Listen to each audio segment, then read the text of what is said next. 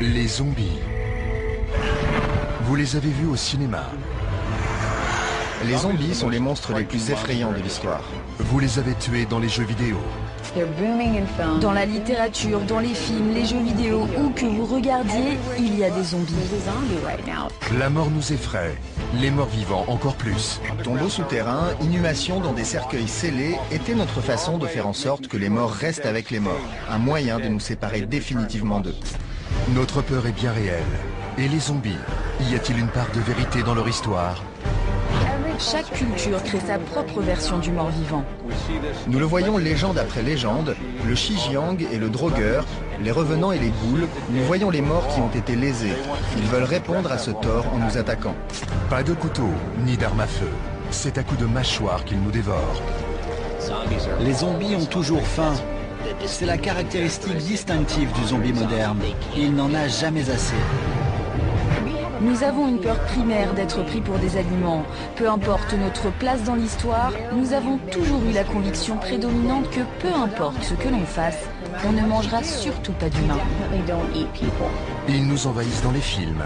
Mais la réalité peut-elle rejoindre la fiction? Il y a eu tout au long de l'histoire des maladies qui imitaient le comportement du virus du zombie. La vraisemblance est là. Il y a la crainte qu'en jouant avec la science, nous sommes en fin de compte en train de jouer avec notre propre destin. L'homme a-t-il déjà été trop loin? Il y a beaucoup d'agents pathogènes différents, de parasites, de combinaisons de maladies facilement transformables en armes et qui pourraient créer une peste zombie. L'inimaginable pourrait bien arriver. Une invasion zombie. Vous ne serez jamais seul devant un zombie. Il y en aura toujours des milliers ou des millions face à vous. Même nos gouvernements élaborent des stratégies de survie.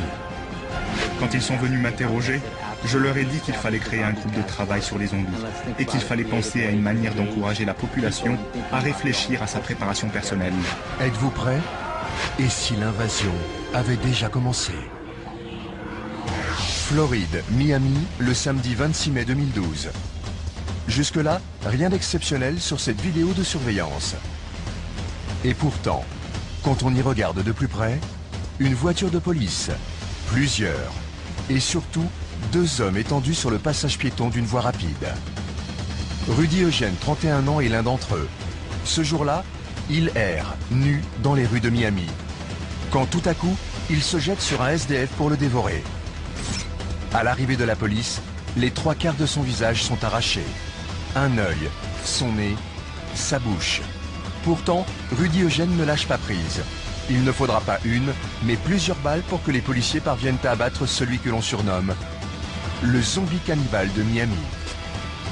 Je lui ai dit d'arrêter, mais il continuait de manger l'autre type. Il m'a regardé avec des morceaux de chair dans la bouche. Il grognait comme un animal. On aurait dit un zombie, du sang dégoulinait. Le truc le plus proche que j'ai jamais vu, The Walking Dead. Rudy Eugène était dans un état second.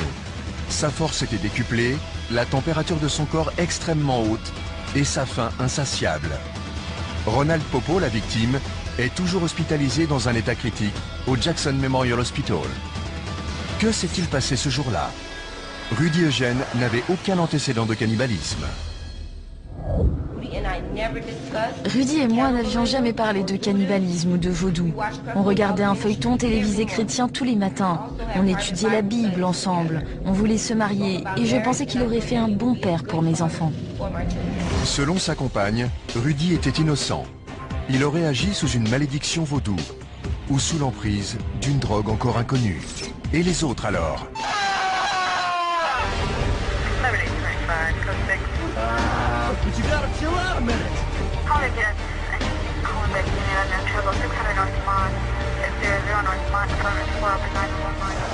Dans le Maryland, un étudiant a reconnu avoir mangé le cœur de son colocataire. Dans le New Jersey, un homme s'est poignardé avant de jeter ses propres intestins au visage des policiers. Depuis l'affaire de Miami, les cas de morts-vivants affluent. Le terme zombie apocalypse est la 3e recherche la plus utilisée sur Google aux États-Unis. Alors, doit-on sérieusement considérer la possibilité d'une invasion zombie?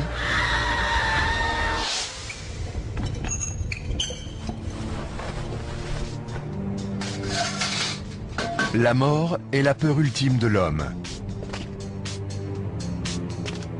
Mais il y a quelque chose d'encore plus terrifiant. Quand le mort revient à la vie et qu'il devient notre pire cauchemar, le zombie.